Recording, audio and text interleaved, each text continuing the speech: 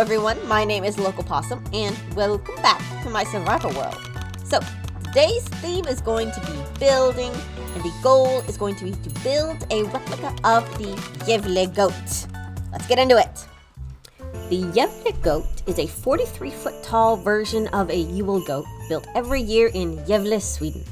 It is infamous for being repeatedly burned down year after year. Despite this, or possibly because of this, it is well known and loved by many, and that is what we will be building today. Originally, I was just going to try to kind of wing it on the goat's dimensions. I kind of looked at a picture, I tried to put some legs together and then add the body, and as I was doing that, I realized, oh boy, this is really difficult and hard to get by winging it. So, I ended up looking at an actual picture of the goat that I will show you here, and I kind of sketched the dimensions of all the things so that I actually had a pretty good idea of how big the goat was. And then, ba-bam, I built an outline out of wool with different wool kind of helping me tell the parts of the goat. So we have the legs here, we have the body, and then we have the where the head's going to be, and then the horn that's going to curl back. And if you look, it actually lines up pretty well with what the actual goat looks like. It gives me the feeling that I think people who actually go and see it feel of wow, just looking at it and going, wow, that is a large, powerful goat. And probably it's even a bit bigger than the one in real life. Definitely for going by scale, but I think for the vibes that it gives off, I think it is the perfect size.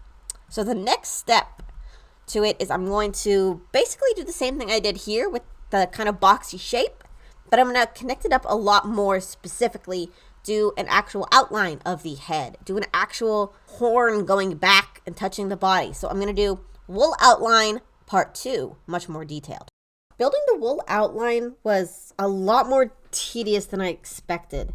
Making curves and organic shapes out of blocks is in fact quite the challenge. After a lot of fiddling, I was able to get a general shape of the goat that I was happy with. Next step was placing wheat blocks, which was preceded by gathering wheat blocks over many, many hours. I considered using a different material for the goat that might have been easier to collect, but it just felt wrong to not use wheat on a goat that's made of wheat. Next up was adding the ribbons around the legs, body, head, and horns of the goat. I fiddled around with a couple different block types, and I settled on red wool. It just had a brilliant bright color of red that made it pop, and it worked like a charm.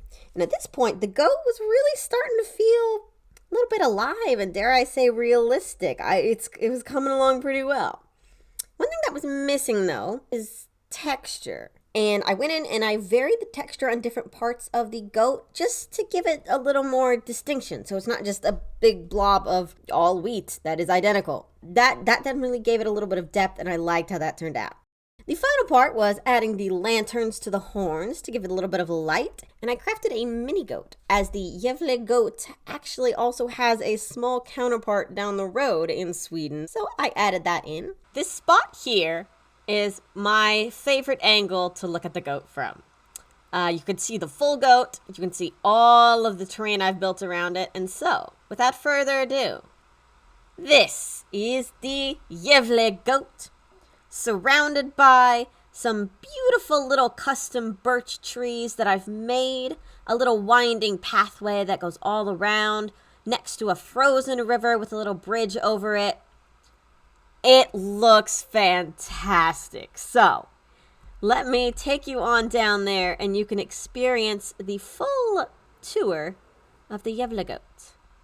Now, if we start here, you can hear running water.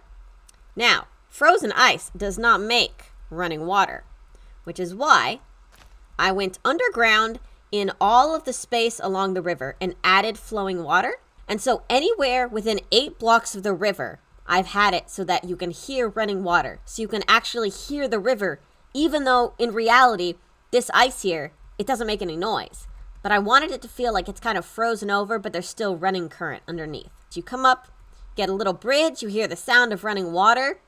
You enter a pathway.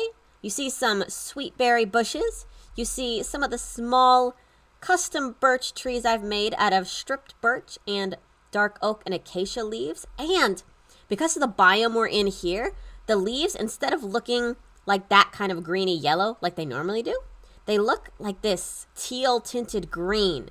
And it's really cool. And we have a little pathway here. It's a lovely pathway with more little berry bushes, more little birch trees.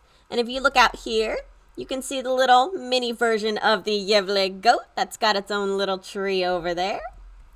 And then you've got two paths. You can either continue with the goat or take a little detour into the woods. We've got these really tall ferns because I think it really makes you feel like you're in the woods. Like you look around, it's all green. Wander on through, and holy moly, on the ground, this thing is gigantic. As I mentioned before, this is not a 1-to-1 scale, but it's the size that I think feels the coolest. Look at how big it is.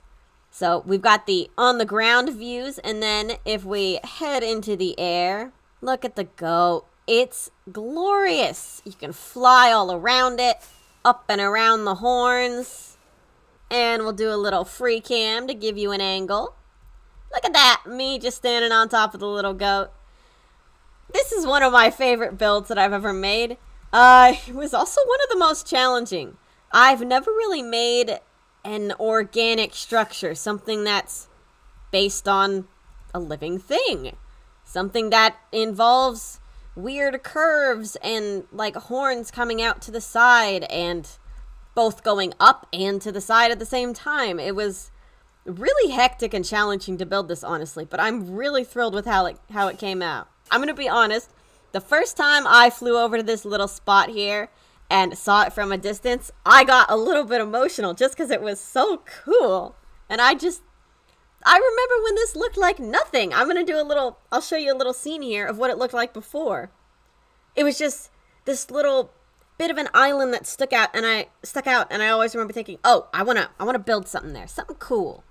And I built this goat, and I spent so long struggling to get the exact angles and the block placements, and I kind of got so caught up in that I forgot, like, once I finish it, it looks really cool. So I am beyond thrilled with how this thing has turned out.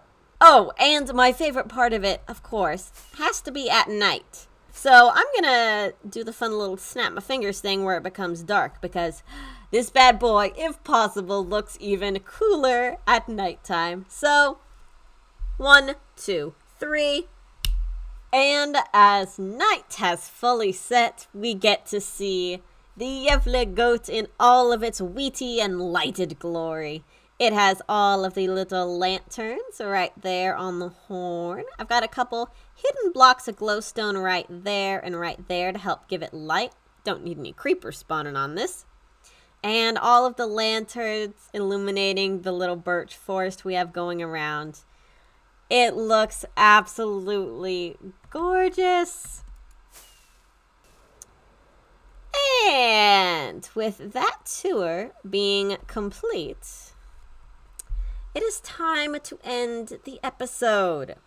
Thank you all so much for watching. This one was a blast to work on. I lost a little bit of sanity about halfway through, but I got it back and I finished the Gävle Goat. Next episode's theme is going to be exploration. And I haven't mentioned this, been keeping it a little bit of a secret, but I have found not one, but 2 woodland mansions. And I am going to explore the heck out of them. And it's gonna be interesting. Thank you all so much for watching, and I will see all of y'all in the next episode. Bye! Let's get one more look at that goat. Goodbye!